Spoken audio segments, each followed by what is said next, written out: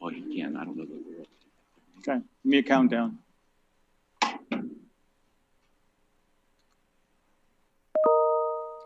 Thank you all for joining us today to hear how the University of Pittsburgh and UPMC are working toward a vaccine for COVID-19.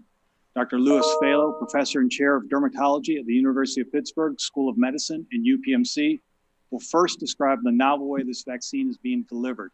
Dr. Andrea Gambotto, Associate Professor of Surgery at the University of Pittsburgh School of Medicine, will explain how the vaccine works. And finally, Dr. Don Yealy, our Chair of Emergency Medicine, will give a brief update on the COVID-19 testing and patient care at UPMC hospitals. First, we're going to play a short video so you can see what makes this new vaccine so remarkable. Members of the media, there is a link to a high-quality version of this video in your press release that we distributed earlier, and everyone can find it on our website at upmc.com/media. So for this vaccine, we're going to deliver the antigen with a novel technology that's referred to as a dissolvable microneedle array. What the microneedle array is able to do is to deliver the vaccine antigen directly into those areas of the skin that are made to make an immune response. And so it results in a very potent vaccine. When you're thinking about how these microneedle arrays are actually used in practice, think about them as almost like a Band-Aid. And so the microneedle array is simply applied to the skin topically, pressed into place very shortly, and then taken off and thrown away. And then the antigen is already delivered. And the biggest challenge is then scale up the production to the number that this vaccine is going to be eventually needed. We have a technology that is pretty common technology. It's not rocket science. It's a sub-unit vaccine, which is relatively easy to manufacture and is scalable. We think that if immunogenic with a combination of the delivery system can make possible candidate for a pandemic vaccine. So I think it's important to remember that this vaccine and other vaccines that are going to be emerging are really the result of a lot of work that's been done by scientists in very diverse areas. And we need to bring all those scientists together from different areas working together to be successful in this effort. And that's what's happening here.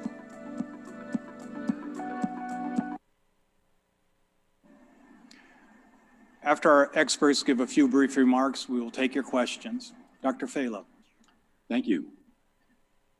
As mentioned in the video, this vaccine is the result of a collaboration involving scientists from very diverse fields: vaccinologists, skin biologists, bioengineers, and virologists, all coming together to work towards a common goal. That's the type of collaborative environment we have here at Pitt and at UPMC. This is also the same place where Dr. Jonas Salk invented the polio vaccine nearly 65 years ago, dropping the number of disabling or deadly cases from more than 55,000 per year to essentially none today. For vaccine delivery, our lab developed this microneedle array approach. It is a Band-Aid-like patch that has hundreds of microscopic needles made up of a sugar-like substance that rapidly dissolves in the body. The vaccine is integrated into the needles.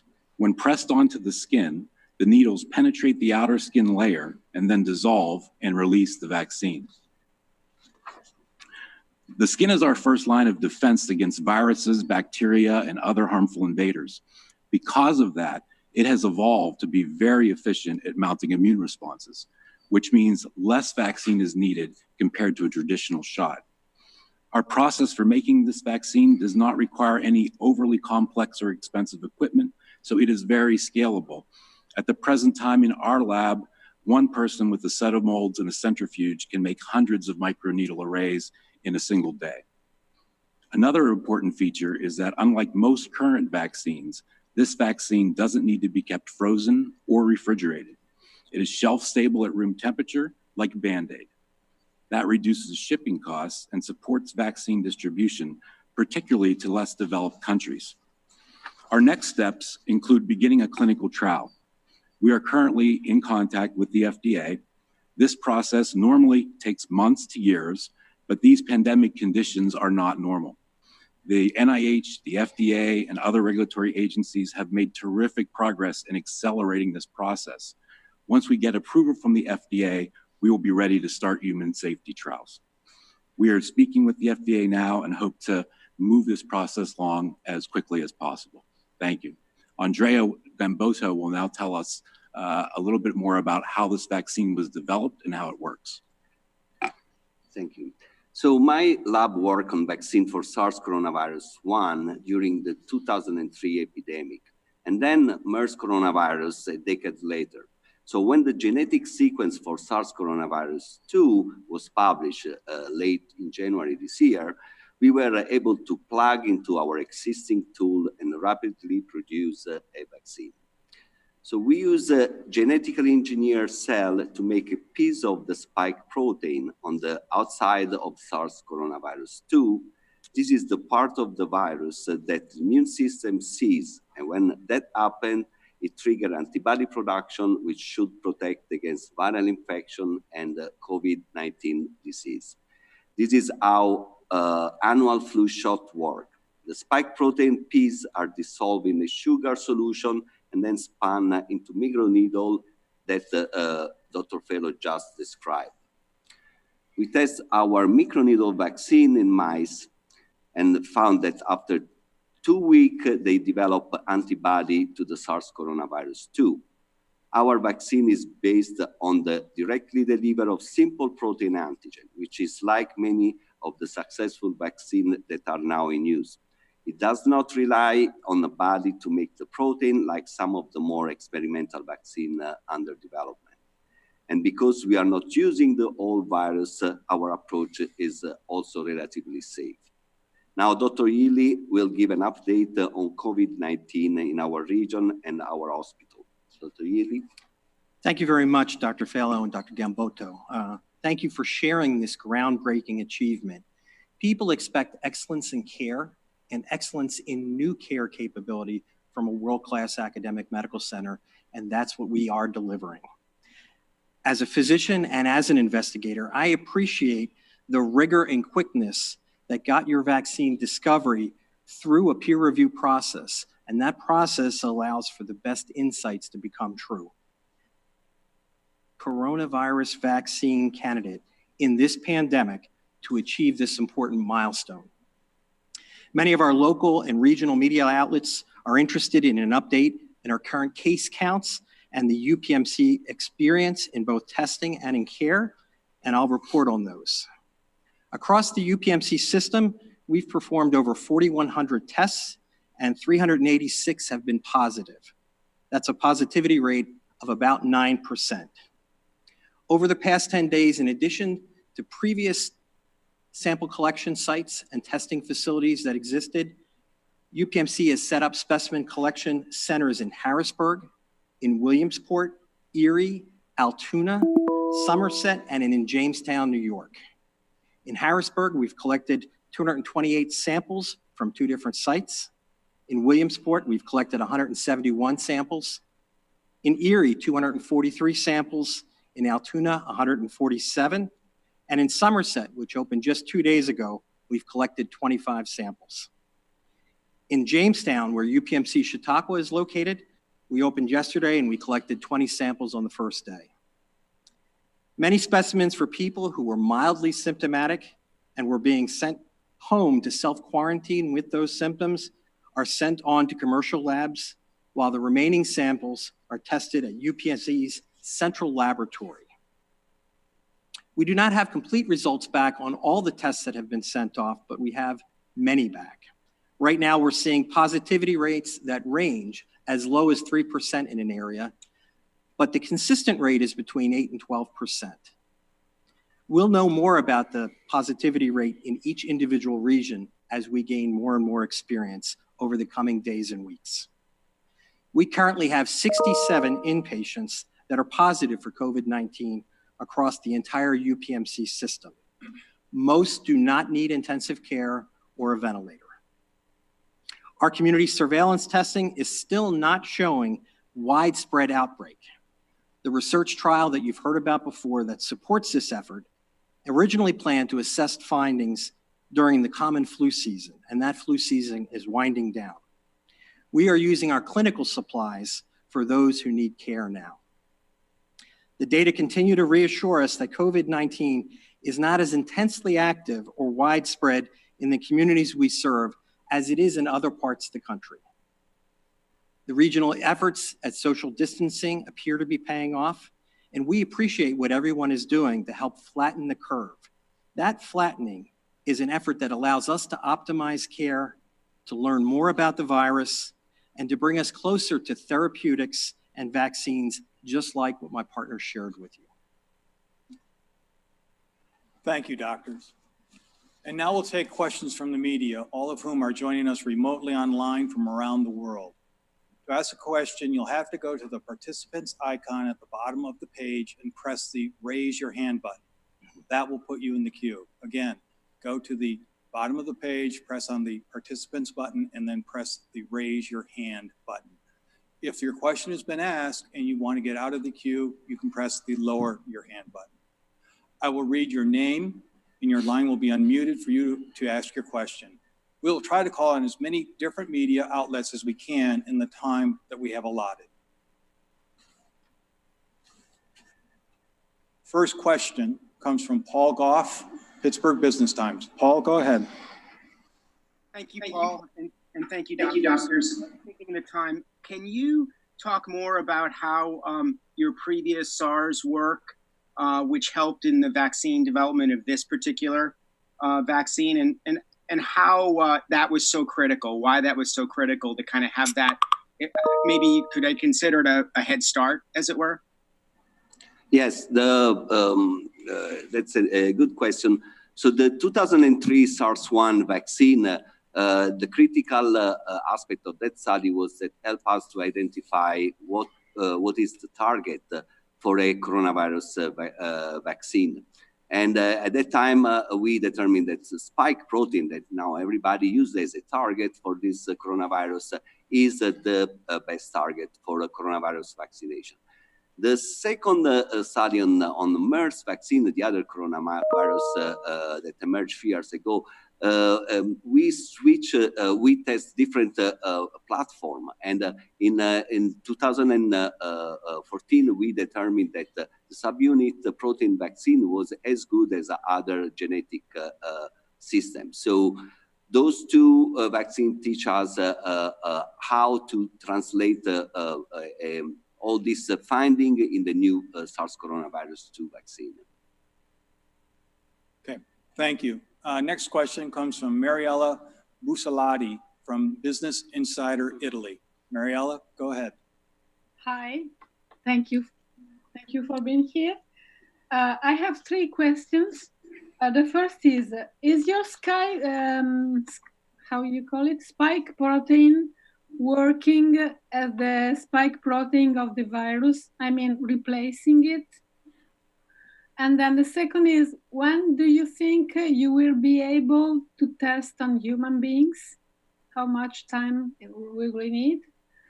And the third one is, why are you not using mask and you are narrower than 1 meter? Sorry. Dr. Falo. So in our vaccine, the spike protein is actually the target for the antibodies that we hope to elicit. So the spike protein is very important for the virus to enter human cells. And our goal is to use a piece of that virus so that we're able to, piece of that spike protein so that we are able to induce antibody responses to block that interaction so that the virus can't enter the cell. In terms of timing, we are working now with all of the regulatory agencies that are involved in approving a vaccine. They have all been tremendously helpful. And we're very confident that as soon as we gain approval, we'll be able to start the trial. I think the other question was, why aren't we wearing masks right now? We're trying to follow best practices, and one of which is to have the interviews done at a distance, as we're doing right now. We've kept our distance. It would be difficult to answer these questions with those masks on and for you to have clarity. So what I can promise you is, when we're done here now, we'll be back in our masks. Thank you. Next question, Tom Averill from the Philadelphia Inquirer. Tom? Hi, can you hear me all right? We can hear you. Go ahead, Tom. Oh, great. Thank you. I seem to be represented by a little white cartoon figure, so I apologize on the visual part. But you mentioned how you are focusing on the spike protein in your vaccine. Are some vaccine approaches targeting multiple proteins so that the virus can't mutate away? Some of the vaccine option, when you use genetic approach, not protein approach, can target multiple antigen to induce different part of the immune system, like the T cell part of the immune system. Our vaccine is more focused on generating antibody. Thank you. Next question comes from David Kaplan, WTAE. David. Hi, thank you so much for taking these questions. I have two questions largely. Number one, can you talk about false negatives? We're hearing a little bit more about that. Dr. Levine talked about that on a state level.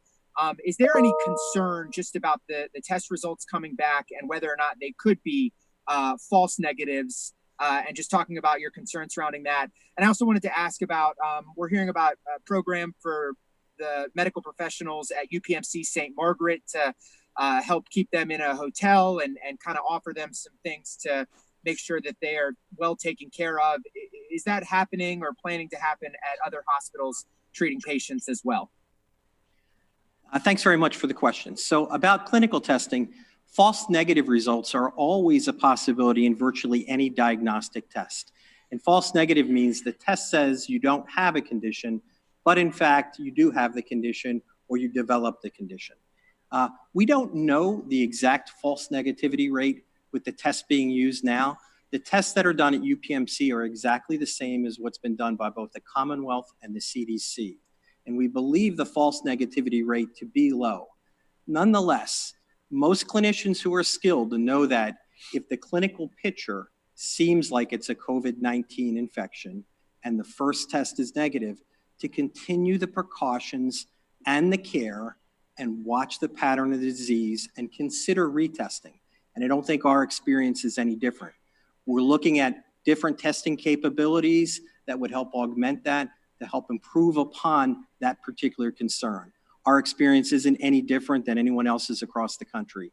Secondly, we have begun opportunities for our healthcare workers to have restful places, places away from home that are nearby the care facilities that they're at.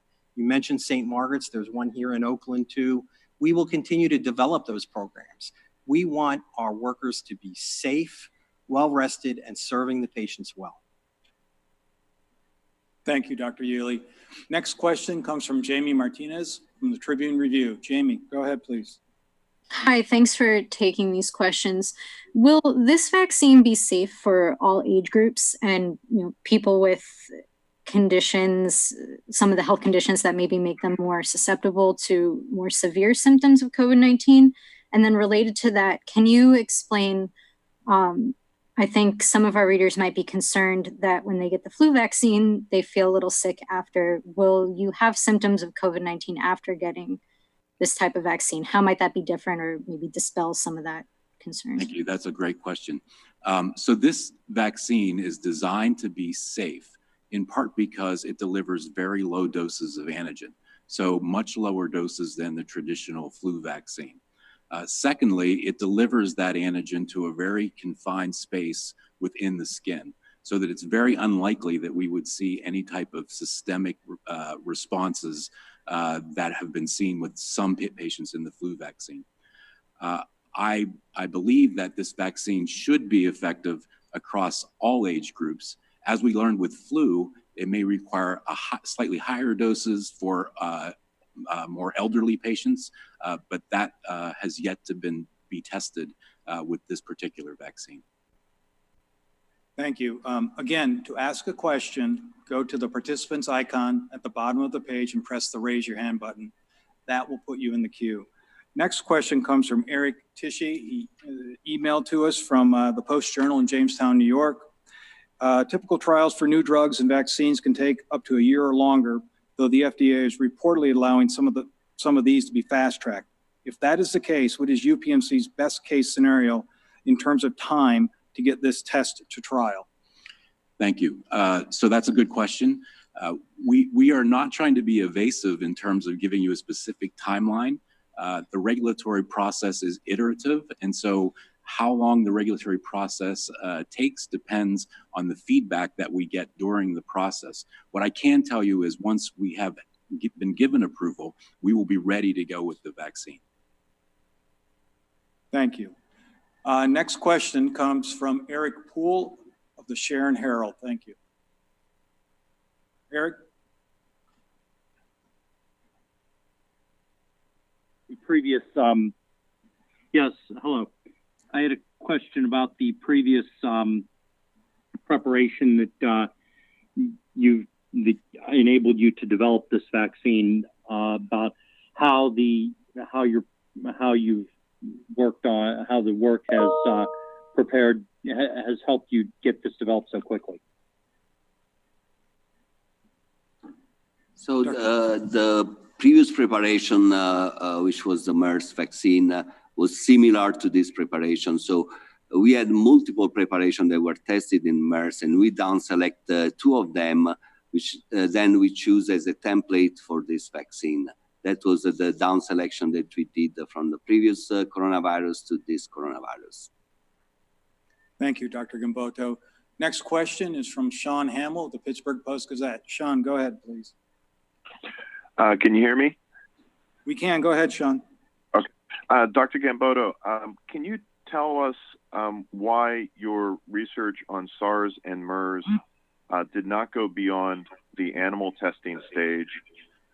And also, what about your research with SARS and MERS, plus the recent findings on the COVID-19 vaccine, lead you to believe that this vaccine would be effective in humans?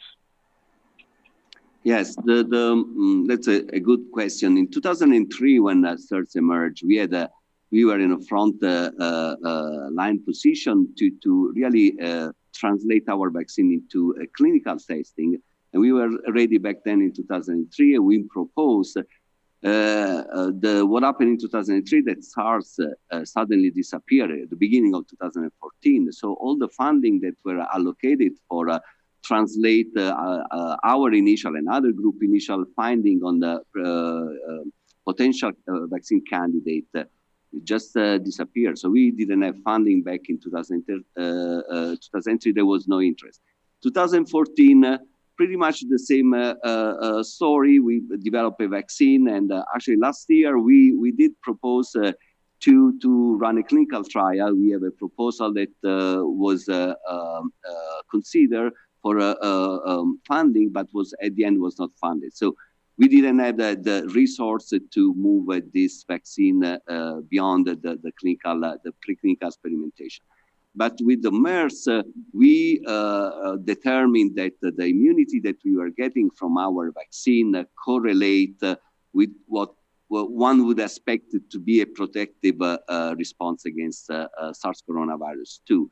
So we believe we have selected this vaccine format because we believe that this is one of the best and easy to translate candidate vaccine. Thank you. Next question comes from Jessica Haberly from WTOV-TV in Steubenville, Ohio. Jessica, please go ahead.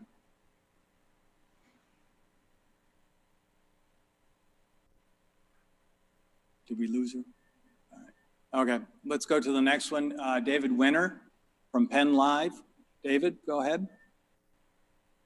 I ask this from the point of view that I think many Americans who have been paying attention to the regular news conferences with Dr. Fauci, they've been, regarding vaccine, they've been heard a lot about how important it is, but they've also been told that it's probably 12 to 18 months away. I would just like to hear what you think about what the possible timeline is in terms of how early your vaccine could get to people. And And also, I mean, I'm hearing that the vaccine's going to need to get to upwards of 45 million Americans to have the real benefit. And if you could, talk about how that could play out, or how you could scale to that level if you think you can. Yeah, thank you. That's a good question. So Dr. Fauci is exactly right. That is the time course for vaccine development. Much of that time course, and the reason there is such a gap in how short versus how long it could be, depends on how the vaccine develops through the clinical trial. So it depends on the level of responses that are seen as the trials are being done, the safety data that comes in during the course of the trials. And so for that reason, it's impossible to give a very precise timeline on when a vaccine would be ready. We are able to start the trial as soon as we have regulatory approval. In terms of scale, our vaccine platform is very conducive to scaling. And so we will be able to ramp up production using microneedle arrays very quickly because of the straightforward technology that's involved and because of the requirements for much lower doses of antigen that need to be produced for each vaccine.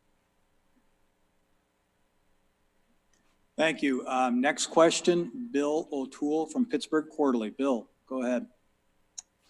Am I coming through? Hello? Hello? Oh. Am I coming through? Yes, you are. Yeah. Great. Yeah, a related question. How do you see manufacturing working practically if your trials do indeed succeed? Would it just be individual labs all over the country making them? One big center? What would it look like? Yeah, I suspect, first let me say that we haven't gotten there yet, that all of our focus right now has been getting this vaccine into clinical trials to evaluate safety as soon as we can. But the vision would be a centralized facility capable of making millions of these vaccines at a rapid rate. Thank you. Again, to ask a question, go to the participants icon at the bottom of the page and press the raise your hand button. That will put you in the queue. I will then read your name and your line will be unmuted for you to ask your question. So just a reminder of how to get into the queue to ask questions. The next question comes from Danielle Fitzgerald of the Beaver County Times. Danielle. Hi, everyone. Thank you so much. Yeah, I have a couple questions. I guess this might be more for Dr. Ely. But my question was, why are the number of positive tests so low? You mentioned somewhere around 10% of tests are positive. It feels kind of low for a highly contagious virus. Do you think we're testing the wrong people or using the wrong symptoms as a benchmark? And related to that as well, I heard that losing a sense of smell and taste or perhaps even a really more important identifying symptom. I don't know if that's true or not. I wanted to get clarity on that. Should we be testing folks more with those sorts of symptoms? Those are great questions, and thanks for asking them. I don't know if 9 or 10% is low or high. We're still learning a lot about how the virus enters a community, and it doesn't always enter every community in the same fashion. You know that when you look both globally and even across the Commonwealth, that the amount of positive cases that are either symptomatic or admitted to the hospital varies dramatically across the region. What we know is we're seeing this essentially 9 or 10% positivity rate. And why that is, I couldn't speculate. What I can tell you is that our background surveillance suggests that it's not dramatically undercounting what's available out in the community, and you've heard about that research before. Your other question had to deal with, remind me now, the second question. Oh, smell and taste. Right. It is one of the unusual things about COVID-19 infection is that early on it does seem to disproportionately, for this particular infection, change people's sense of smell or taste. And taste is often related to smell, so sometimes it's hard to separate them out. And we've sent out reminders to our clinicians to look for that finding. It's not specific, but it certainly is something that should help raise your awareness about this potential. And we've seen people not only have those symptoms, but after recovery report improvement. So I do think it is part of the clinical picture, just like the respiratory symptoms, just like fever, that talented physicians, talented nurses, talented practitioners should be aware of and ask about. Thank you. Next question comes from Fox 43 in Harrisburg. I believe it's Matt Maisel. Matt, go ahead. Gentlemen, thanks for taking these questions. Two questions real quick. First, how long have you been working on this particular vaccine? When did you start with the testing? And also, people just in general and naturally are scared during this entire process. What do you tell them who might be watching this right now or might be watching later and are skeptical when they hear something that it may still be another year plus for something to be finalized? So yeah, we start to work on this vaccine exactly January 21st. January 21st, the sequence of SARS coronavirus 2 became available. And with that sequence information, we were able to generate quickly. Took us 7 days to generate the actual vaccine. And then short after, we immunized the animals. So it's about 8 weeks that we are into this studies and January, the end of January. Thank you. We'll take another question from Central PA. Carrie Pauling from northcentralpa.com. Carrie, go ahead. Hi, thank you. I'm wondering whether or not there's a concern if there is an accelerated trial that developers could miss dangerous side effects or other negative reactions that people might have. Thank you. That's a very good point. What you're putting out is that there's a reason that these trials take the length of time that they do. We are taking every precaution, and you'll see in all of the trials that develop over the next months that safety is our top concern. And that's why these trials are done so carefully and can take so much time. Thank you. Again, we have time for just a few more questions, so go to your participants icon at the bottom of your page and press the raise your hand button. That will put you in the queue. Next question comes from Ted Lutz at the Kane Republican. Ted, please go ahead. Yes, sir. My question has to do with the testing. Who should go for the test? And we live 90 miles from Erie, and that's where one of our participants did go, and they tested positive. But I see you up in Jamestown, New York, which is a lot closer. Should just anybody go to test, or what's your policy for accepting candidates for testing? We prioritize the order in which people get a specimen collected and sent off. And at the top of that list are people who have symptoms, and particularly people who have symptoms and require hospitalization. That's where we can be not only most effective for their care, but make sure that people around them are the most safe. One group of people that we simply don't have the capacity today to test are people who have absolutely no symptoms, but maybe have a concern about having acquired the infection. It's not that that's unimportant, and at some point in time, we'll want to know what does the population that doesn't have any symptoms, how often do they have the infection? But right now, that's not the highest priority. So my advice would be seek testing if you have the symptoms: cough, fever, difficulty breathing, the smell and taste things we just talked about. And while you're doing that, make sure you remain isolated so that if you do have the infection, you haven't spread it to others. Thank you. Next question is Oliver Morrison from Public Source. Oliver, please go ahead. Thank you. I'm curious if the information that you're sharing in this publication is going to be available to scientists other places so that they can be testing it at the same time. And if so, is there going to be any advantage to sharing, given the public health issues, to sharing this information that might otherwise be a source of profit freely to other countries and other places so that it would be available as quickly as possible to the people who need it? Thank you. That's an excellent point. With this current pandemic, we are all on board with everyone collaborating to attack the virus. We are all working together and sharing data very openly. The publication that's specific to our vaccine is right now available to all of the public. It's posted on the journal's website, and we are collaborating with anyone that we can help in terms of data sharing and sharing our experiences. Thank you. Next question, Alex Wiedhoff from the Cranberry and Butler Eagle. Alex, please go ahead. Hi, I have two questions. The first one is, do we know what level of widespread immunity we will need to have by time the vaccine will be developed?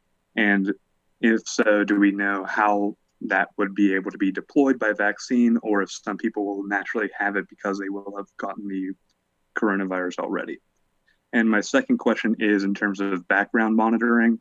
Do we have recent information, data on how many people we have tested showing up? I believe this was people showing up to the ER with flu-like symptoms, just being tested for that with not necessarily identifying data associated with that.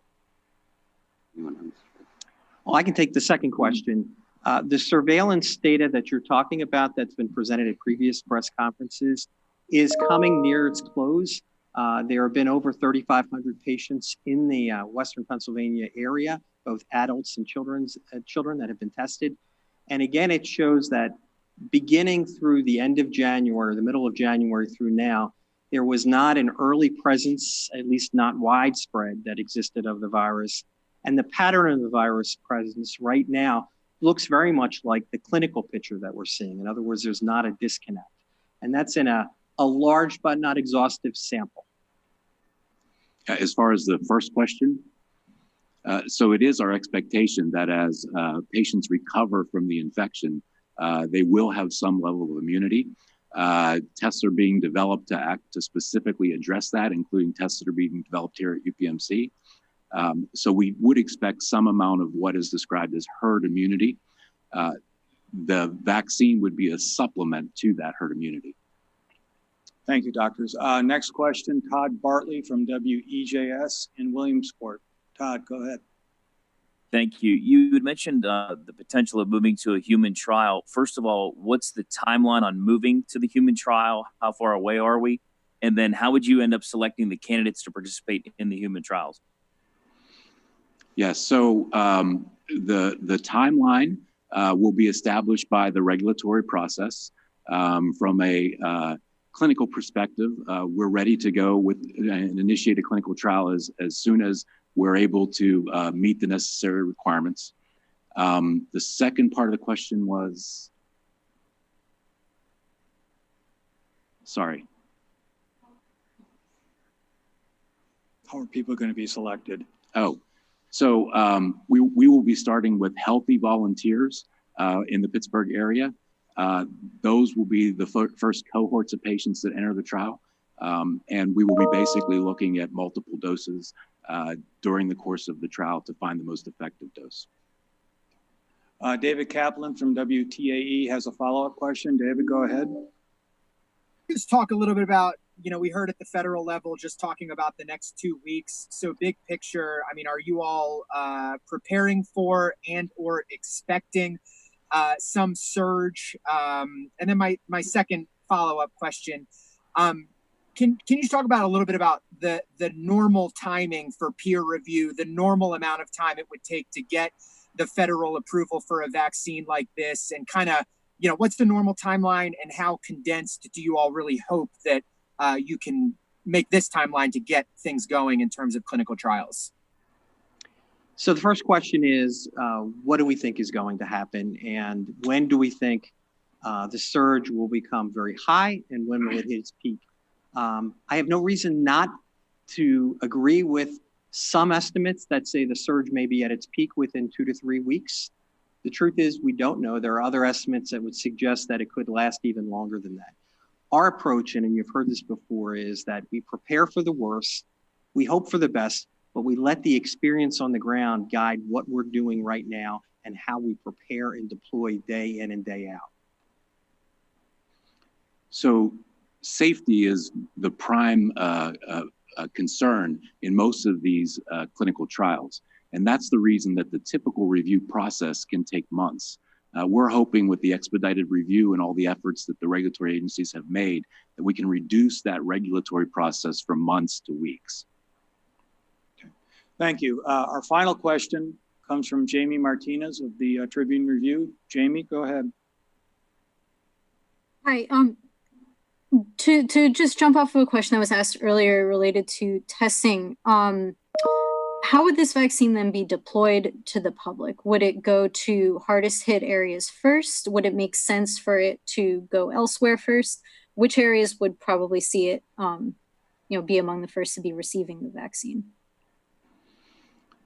So I think that when the vaccine is actually ready for widespread deployment, it would most likely be ready broadly so that we wouldn't have to ration the vaccine. I would expect that the manufacturing and scale up would occur during the testing process so that plenty of vaccine would be available if it proved to be effective. Okay, thank you. And that concludes the time we've allotted. Thank you all for attending. We plan to continue holding these regular updates for the media as long as there is a need. In the meantime, reporters with questions are encouraged to contact our UPMC Media Relations Department at upmc.com/media. And please follow @UPMC News on Twitter for regular updates. Thank you very much.